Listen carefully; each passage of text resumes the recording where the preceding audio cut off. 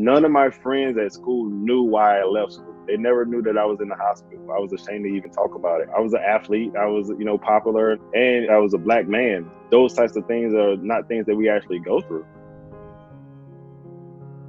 So I've been living with bipolar disorder for 14 years now. Even as a younger child, I had issues dealing with anger and then also sleeping. We never really associated me not wanting to be bothered with people or me wanting to stay in my room for extended periods of time as, a symptom of depression. My initial break where I realized that I needed some actual real help was my sophomore year in college.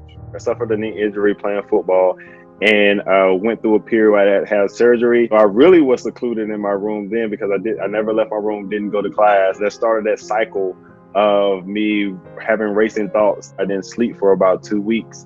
Over a matter of 6 weeks, that's when I lost about 25 pounds. My mom, she could tell that something was going on with me just by my voice. They took me to the hospital. Initially, when I got the diagnosis, receiving it from someone who don't necessarily look like you or that you don't really trust, it kind of went in one ear and out the other. My first thing was I couldn't be me. For men at a very young age, we tell them, do not cry.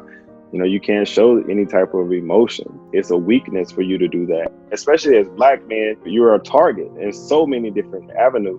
I'm gonna go back to trying to do the same things that I was doing before to try to get by. I self-medicated with alcohol. I was going through a fifth of tequila every other day, and I did that for over 3 years. At the time, though, I had my best grades, and I was holding down a full-time job at the same time. No one were the wiser that something else was really wrong with me, and I was tearing up inside. I attempted suicide 3 times, attempted to overdose on pills twice, and last time I put a gun on my head and pulled the trigger, and it jammed on me.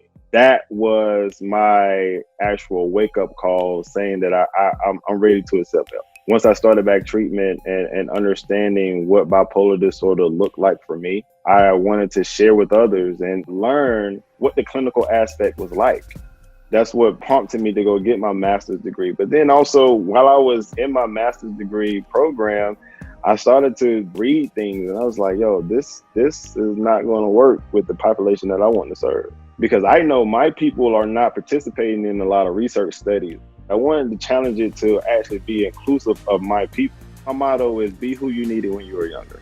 I needed someone that looked like me, someone that was able to relate to me without even always verbally communicating certain. The individuals that I work with, man, we're not even sitting in my office. We're playing basketball, or we're in the gym working out, or we're going to the park, and creating an atmosphere where they feel comfortable. Although you have this particular diagnosis, you can still be happy.